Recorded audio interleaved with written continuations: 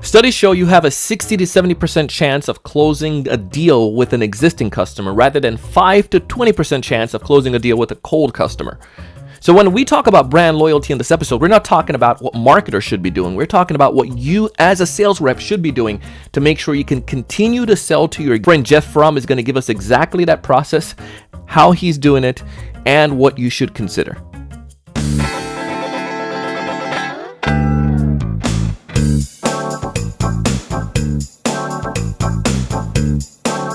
Hey, everyone. Welcome to another great episode of the Sales Evangelist Podcast. I'm your host, Donald Kelly, the Sales Evangelist, and I'm so excited for another great episode. I'm so excited to be here with you today. And on this episode, we're going to talk about how we can grow that brand loyalty with our existing customer. And as you heard, I said in the teaser, come on, man. You have such a better chance of closing with existing customer than it is to find new customer. Now, I'm not telling you not to go out and find new customer. This is a game where we do both. But in this understanding, it will help you to perform more effectively and do a better job at your outreach. Jeff Fromm, he is the millennial and the Gen Z guy. He has done marketing for years, and he has so much insight, so many new ideas, so many things that has worked. And the stories that he shares are just like mind-blowing. So with his 25 years of experience, he's going to give it to us on a sales professional standpoint on how B2B companies and B2B sellers can do this job and build loyalty effectively. Welcome to the show, Jeff. Thank you. Hey, it's a pleasure. I'm excited to have you today. I'm excited to talk to you and pick your brains a little bit as we talk a little bit more about what B2B sellers can do to be able to build that loyalty with their customers. But before we dive into all that fun stuff, I want to get a little bit more about you. Tell me, besides the fact that you're a huge Kansas City fan, tell us a little bit more about you, man, and what you do. Yeah. I'm famous for failing. In 2010, nobody failed more at Google search. I was trying to find information on millennials as consumers. And I kept searching, and every time I searched, whatever terms I used, Gen Y, millennials, consumers, marketing, doesn't matter, I failed. And so that led me to be the first person to study millennials in a quantitative study with the Boston Consulting Group. One thing led to another. I ended up writing four books over the last 10 years on consumer trends. So one failure after another led to the books. And since then, I use thought leadership to stimulate my sales funnel. So instead of me calling and saying, hey, Donald, I'd love to buy you lunch and pick your brain, I use content marketing as an inbound tool that basically elicits phone calls and speaking gigs and consulting gigs, things like that. Dude, that's amazing. And I'm pretty sure you probably know more about me than I know if you've done that much research on millennials. I'm at the top of the millennial pyramid. They're 84. Yeah. Well, you're definitely in the sweet spot. Yeah, sort of born 79 or 80 to about 95, 96. But we don't have to talk about millennials if you don't want to. I mean, it's up to you. I wrote 2 books on them, but it was like long ago. Whatever. We're going to pick on a little bit of some of that. Because a lot of the millennials right now, they're in the business development space. I mean, they're doing BDR work, they're doing sales work, and I think there's a lot of value in that.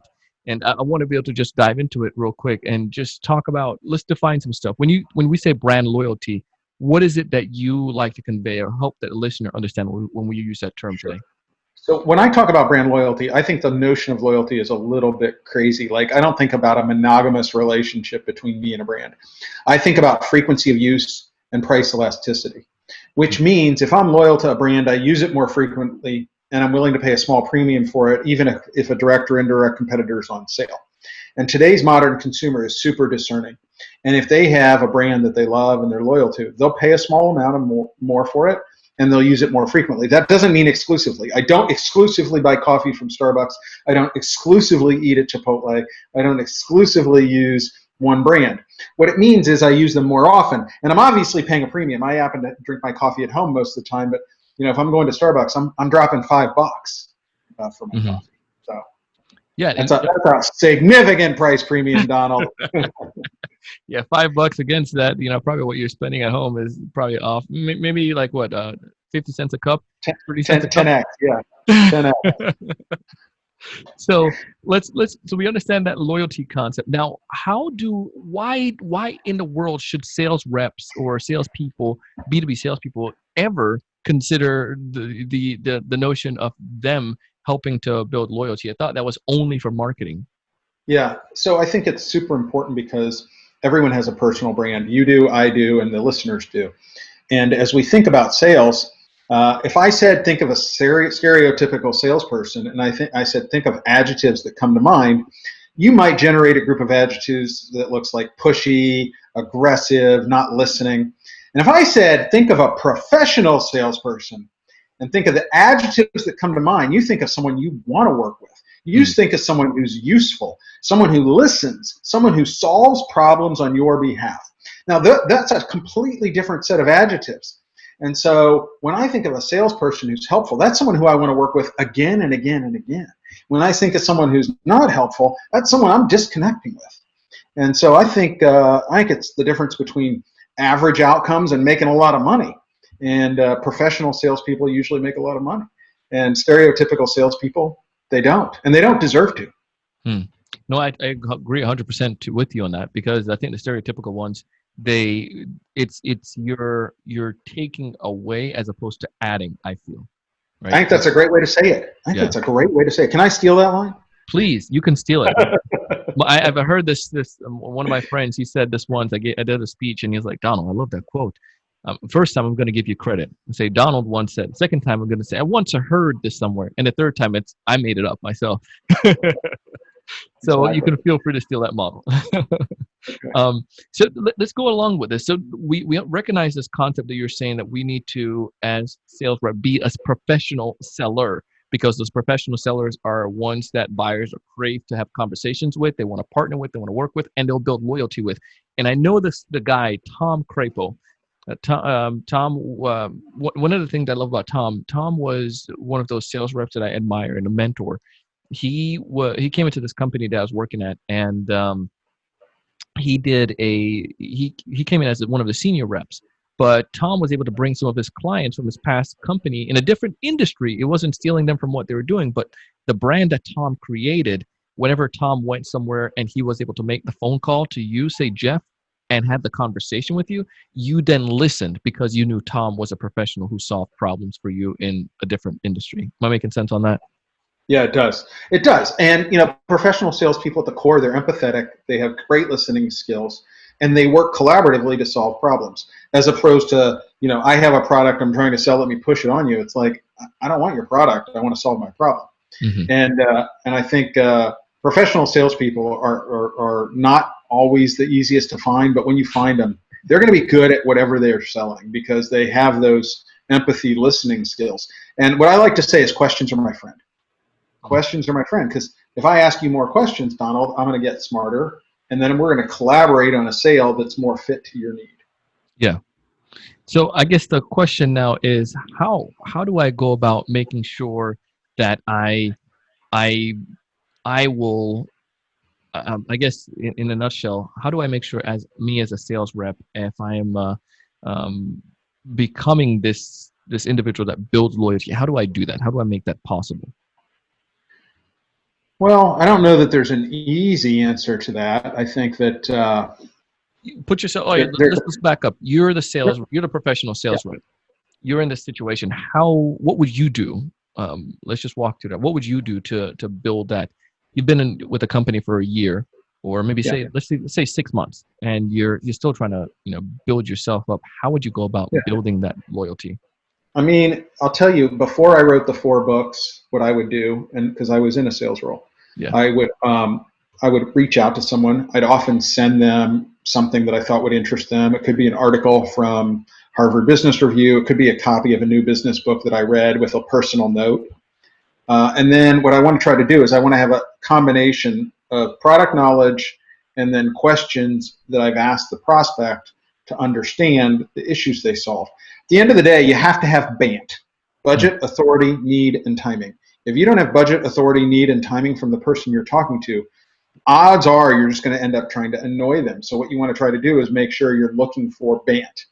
If they have budget, authority, need, and timing, then it's your job to sort of find the right solution. And often what I would do if I was trying to propose a solution in a B2B scenario is I would outline three, I heard you, Donald. This is what you told me. Let me recap what you told me. There are probably three solutions to the problem. Solution A, solution B, solution C, cost range for A, cost range for B, cost range for C.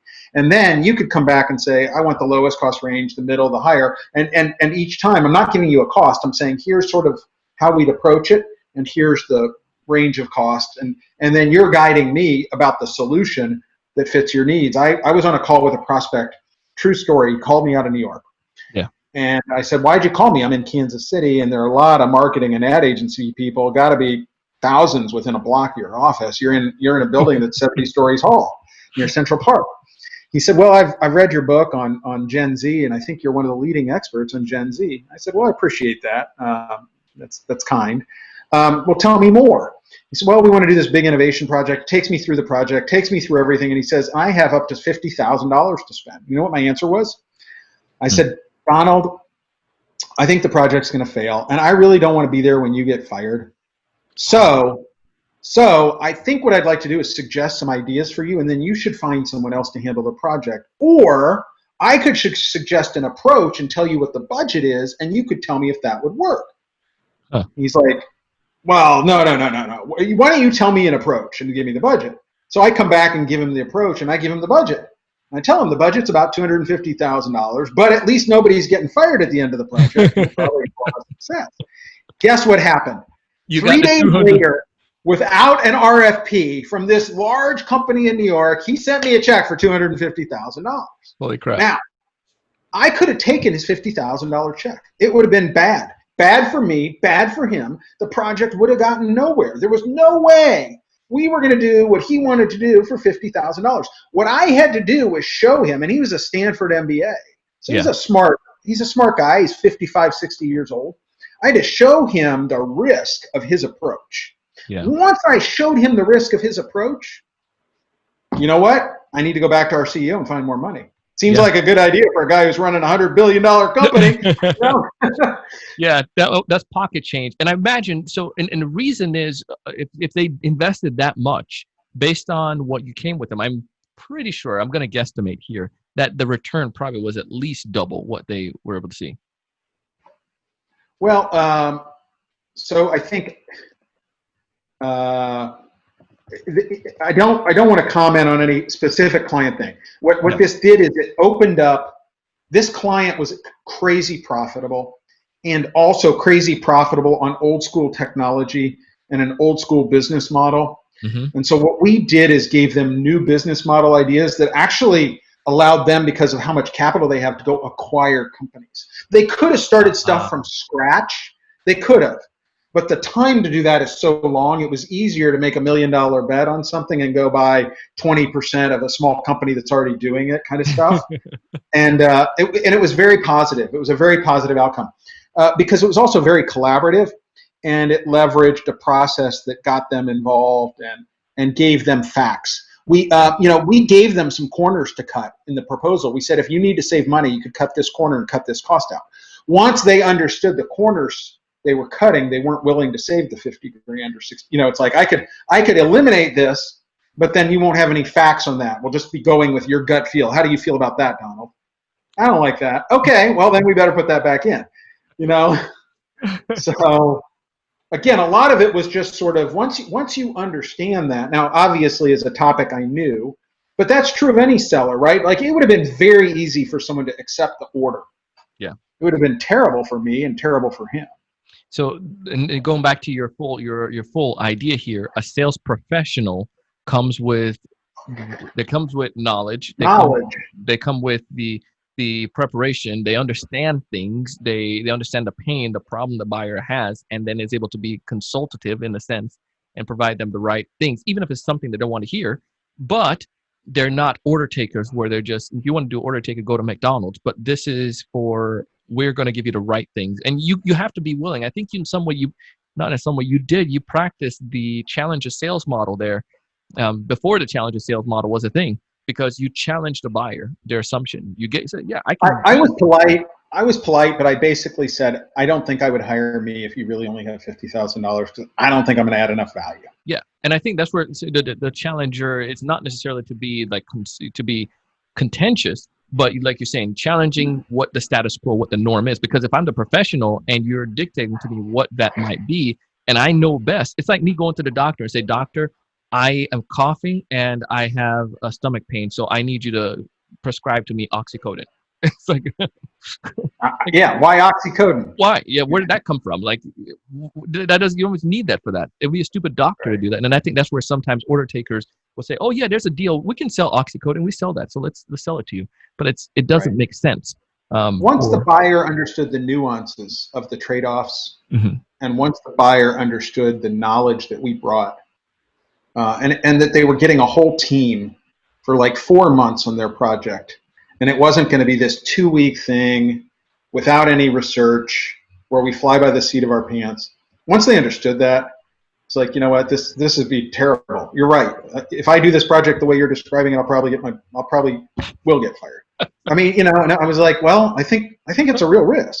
Now, Yeah, obviously, I said it tongue in cheek in a friendly way, but you have to be willing to lose what you don't have to win what you want, let's right? repeat that one more time because I think that's going to be the quote for this episode. You have to be willing to lose what you do not have to win what you want. Oh And I brought man, knowledge and expertise. I mean, I did write the book, Marketing to Gen Z. He had read the research. He had talked to people in the industry to said, you know, who's one of the leading experts on marketing to Gen Z? And, you know, several of the people had said my name. So now, but he did his own analysis before he called. And I think that's important for your listeners. Many people, before they ever contact you, will have done some homework hmm, on your brand or your company's brand. He had done work on my personal brand and my company brand before he contacted me, yeah, and demonstrated that to me in the course of the call by the questions he asked. I knew from the questions he asked that he'd already checked us out, that he'd already done a fair amount of homework. yeah, So, and I think it's important, you know, if I was that 1 year old executive into the company, I'd want to know a lot about the product, and then I'd want to understand, you know, what are these pain points? What are the trends in the industry? As knowledgeable as I can be in a way that's approachable and friendly. yeah. Man, yeah, I feel that, yeah, you're hitting on the money there because that would definitely build some loyalty. I would, going back to what you're saying from the very top of the episode when we talk about what brand loyalty might be, I would want to go back to you every single time I'm working on a project because I know you're going to make sure I don't get fired. Yeah. Plain and simple. So now let's go back to from this standpoint when it comes towards, because I do want to tap on Gen Zs just a little bit here for a sec. But before that, let's say I'm a sales leader or I'm a business owner and I'm listening to this. How do I go about to help my sales force to go about building loyalty or building brand loyalty? What can I do to help them? And I'm sure you have so much advice you probably could offer, and we don't have enough time. But I feel that it starts with culture a lot of the times from the top. Am I off? No, I mean, culture is wildly important. Culture is wildly important, and you create a culture by being inclusive and by being innovative and creating the same skill set that you're talking about inside your company as you want outside. So if I want to be a really successful leader, I need to be really empathetic and a good listener. Um, Obviously, you want to hire people who are motivated, and you want to empower them and give them tools. Some organizations, you know, they want, you know, let's say I decide I want to go run a marathon, and I want to run it in 3 hours. Yeah. Well, in order to do that, I'd have to lose some weight. I'd have to train. I get a coach. I probably need another coach on flexibility, right? Like, so if I'm trying to build a team, I need to create an environment. Some of that is expertise on the product or service. Some of that is content marketing. In my case, I used the 4 books I've written, but it could be other people's content that inspires, informs, and engages. Some of it is the training on the questions you ask. Some of it is finding band. Don't try to sell someone when you don't have band. If I try to sell you without band, all I'm going to do is frustrate you. Again, band, budget, authority, need, and timing. Got to have budget, authority. If you don't have authority and you have budget, need, and timing, you can't make a decision. And I No. shouldn't be bothering you to try to get a sale closed. You don't have that authority. I need to get you to bring me to your boss. And I need to do that because you trust me and you like me. So, and situation, you got to look at the situational, what's going on, and read that situation, and it can be difficult. Um, I don't know that there's any magic elixir. I think culture is a big piece. I think listening, just getting good at listening, is a big piece. Yeah. The harder I work, the luckier I get. I will tell you that. Yeah. I'm a believer in that. I had one of my regional sales managers said to me once, I believe luck is where the opportunity meets hard work, and it's that intersection there. And it's Yeah. amazing how some people they get so lucky because they show up. I think showing up's a huge part of it, and then intensity. I was listening to someone talk about sustainability about a year and a half ago, and I realized I'd done all this work on Gen Z, and I'd never written a book on sustainability, and I decided I was going to write the whole book in 6 months, which is not much time. It sounds like a lot of time, but it's not much time. And I said to my team, we're going to get it done. We're going to do it. Now, does that mean sometimes I'm getting up at 6 a.m. to look at copy? Yeah. I get up at 6 a.m. every day. I mean, got to make it happen. It is what it is. Yeah. You might be smarter than me, but you're not going to out hustle me, right? I mean, that's not going to happen. You very well might be smarter. And I think the important thing is, you got to collaborate. I mean, I work in an environment with really smart people. I've got an amazing, assistant who's smart. I've got team members who are really good, who are smart. And I try to get their ideas and leverage the power of that team. And I think most people work in a team, and they gotta leverage the fact that there are other people who are better at everything than you are, probably. And your job, if you're good, is to find those people and have them work in a symphony effect. So it's not easy to build that culture, but having a culture of inclusivity and a culture of innovation tends to lead to that place. And before I did the book, people are like, "Were you successful?" I was successful in sales before. It's the same. It's easier now because I write a column in Forbes every week, and I have that. But before, I was successful before, and I just had to find different ways to show empathy, different ways to get on people's radar. Yeah. Fantastic, man. Love it. The last part I want to hit on here is Gen Zs. So maybe you can enlighten us. Some of us are Gen Zs, or we're looking to bring Gen Zs into our organization. And I think that's just as much as a way to build loyalty. I mean, you need to understand how to build loyalty. So what is it that Gen Zs crave the most when it comes towards loyalty? How do you go about building loyalty with Gen Zs? Yeah, and let me take just a half step back on the Gen Z question. First thing that you need to do is make sure you don't assume Gen Z and millennials are the same, because that will be a hashtag fail for your company. Yes. Hashtag fail in a big way. So millennials were all about collaboration. Yeah. And the myths about millennials are ridiculous. Millennials are broke and unemployed and living in their parents' basement. It's like the most ridiculous myths I've ever heard. Just silly, just ineffective. But Gen Z, as a rule, they're about hard work. They love competition. They're sort of old souls in young bodies. They're more like people who are 60 years old than people who are 30. And a lot of them are graduating college at a tough time, so they're trying to find jobs. They've got some debt, and they want to work hard and get ahead.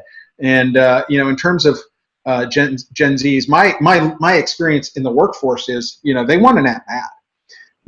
They want an opportunity to step in and prove they can do it right away. They're not looking for handouts. They're looking for opportunities to deliver, to earn trust and do things. And I think, it's a different world. When I grew up, the world was like you had to do something for 10 or 15 years till you got your at bat. Yep. There are young people today who are ready, and give them the at bat. I don't care whether someone's 21 or 71. If they can sell, they can sell. Yeah. And if they can't, they can't. And so I think, Gen Zs are hungry, as by and large, they're competitive.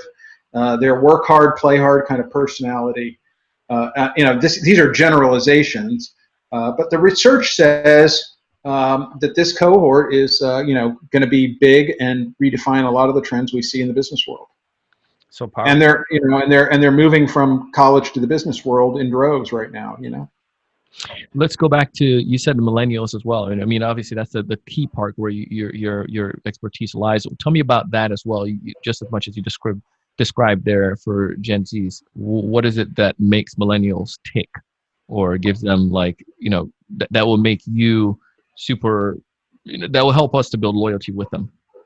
Yeah, so millennials were known as collaborators. They sort of wanted us to redefine work-life balance. It's interesting, the virus has proven that people can work remotely and all this stuff that was otherwise hereto considered a taboo. I think millennials were a very misunderstood group, and part of that was because of the economic problems we saw in 08 and 09, where people were coming out and we had this recession. And so If I were trying to build loyalty with millennials, I would do a really good job of spending time with them, uh, nurturing. They're looking for mentorship, and I would want, and maybe it's got to be virtual because of the situation. But mentorship means I'm listening. Donald, what are your problems? What are your challenges? How can I help you grow?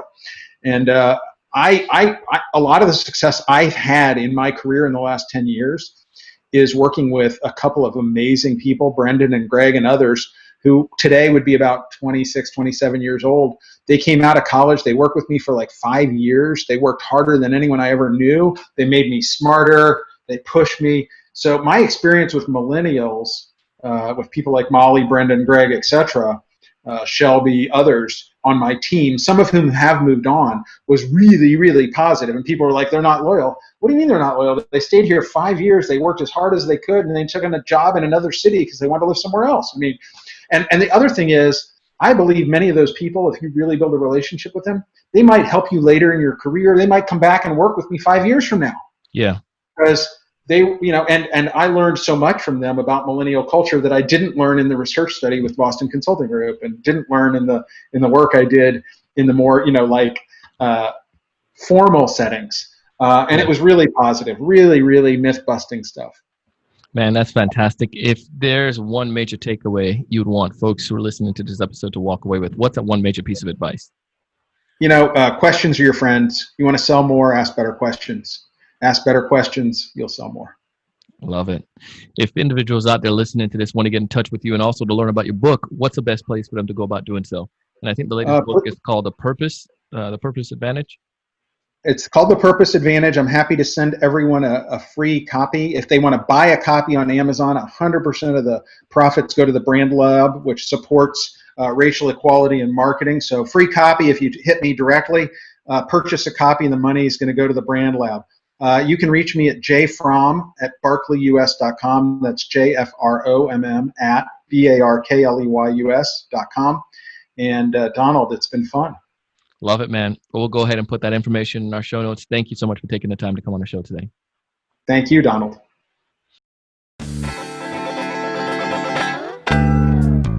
Jeff Fromm. I don't know where you come from. Well, actually, I do. And you brought some great insights with you as you came along to our community today, and I want to just thank you. And if you got something out of this episode today, if you got an insight, I mean, just think about that story where he told that dude, like, I'm not going to take your money because you're going to fail and it's going to make me look bad.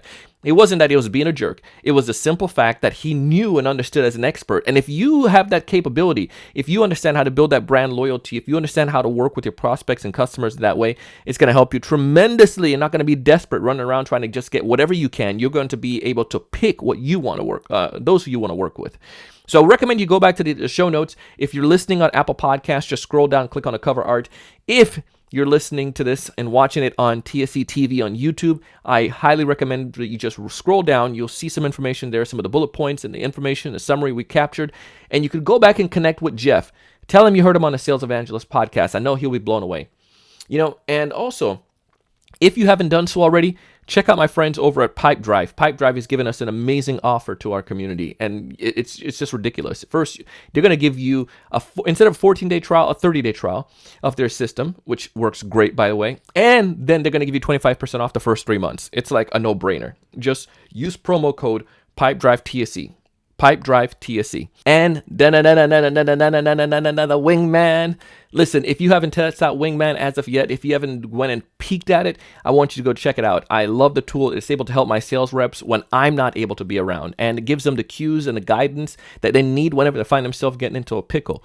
It is your true wingman in any type of difficult sales situation. Go take a peek at it for yourself. Go to trywingman.com. That's trywingman.com. As always, we share stuff like this because we want to help you. I want you to thrive. I want you to find more of those ideal customers. I want you to know what to say when you reach out to them. I want you to close more deals. But most importantly, I want you to go out each and every single day and do big things. Thanks so much for watching. Hey, thanks so much for taking the time to watch this video today. If you enjoyed the content, I ask you to go ahead and hit that like button, that thumbs up in the bottom right-hand corner. Also, to make sure to subscribe if you haven't done so already. This way, we'll keep you up to date with all the latest sales strategies, latest tools, and things that are going to help you to not only find more prospects, but to close more deals. Thanks so much.